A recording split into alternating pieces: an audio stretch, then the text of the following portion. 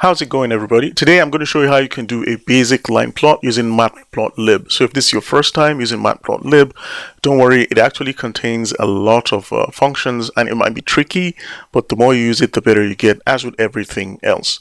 So let's go ahead and just begin. Now, first thing we'll do is I'm using Jupyter Notebook through the Anaconda platform. So if you have Anaconda Navigator installed, you can just click on, you run it and then click on Launch.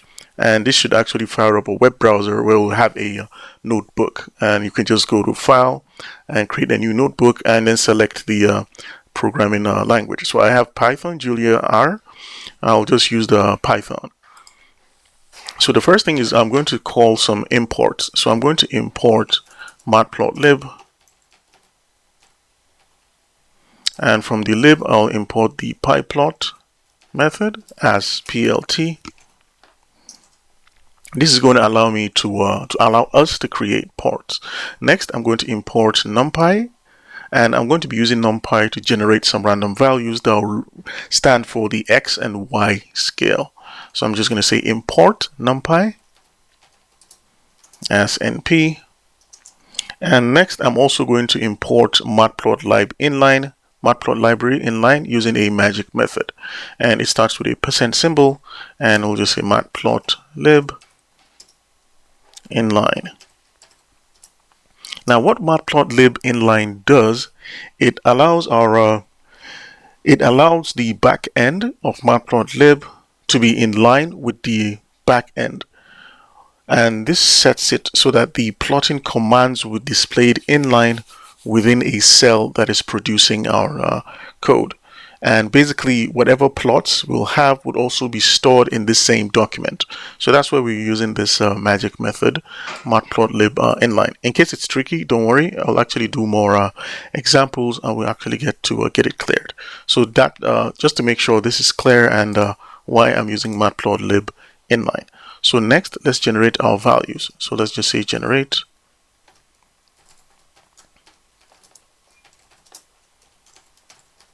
Generating our values. I'll just say x val, and just say x values is going to be equal to np dot random dot rand, and say we're going to generate 50 values like that, and we'll find their cumulative summary using the cumulative sum, just like that. And if we want to see the values we just created, we're just going to say x values.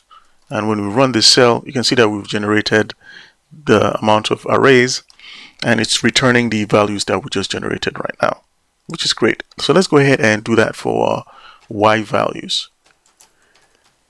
So again, let's just go ahead and close this, and let's just say generating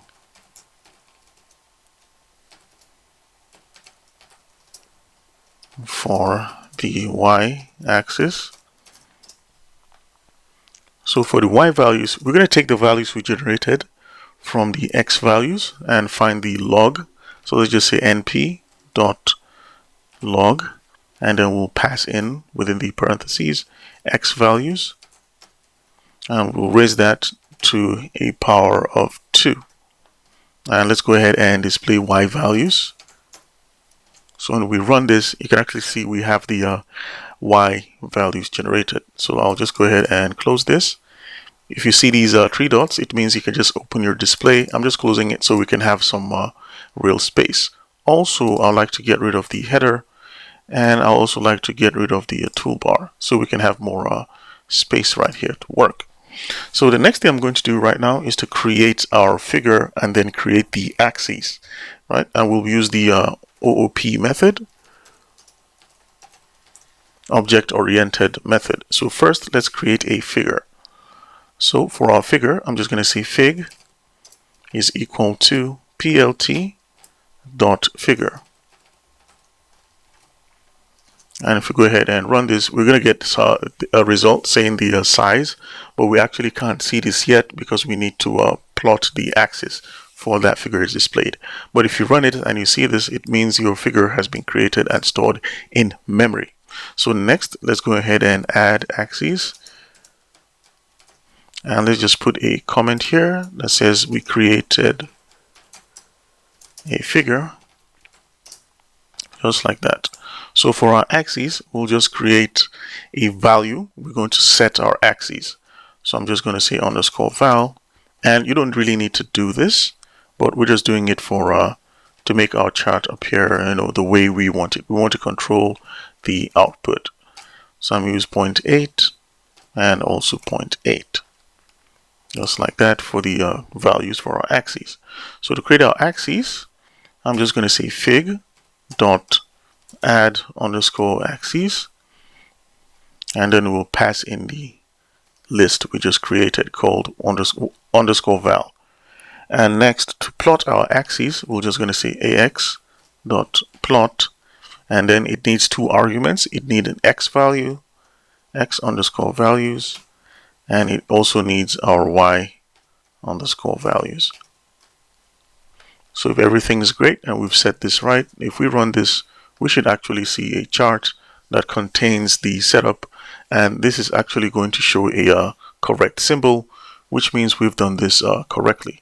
So once again, guys, thank you very much for watching this quick tutorial on how to plot a figure using matplotlib. And also, if you're interested in learning Python programming, please check out my Udemy course. I'm actually running a discount right now, and I actually have 3 courses on Python, 2 beginner courses on Python, and then 1 on graphical development with Python. So in this course, in the practical guide to coding with Python, we just start out learning Python from scratch, and then with learn Python from scratch and build 10 programs, you actually get to build 10 practical programs with a set of projects, and it's actually targeted towards building completed applications. So if you're actually interested, let me go ahead and see in the course, and it's a step-by-step gradual process. We begin from scratch and take things easy at a very slow pace so everyone is carried along. Once again, thank you very much, guys, for watching, and I'll see you in the next quick tip.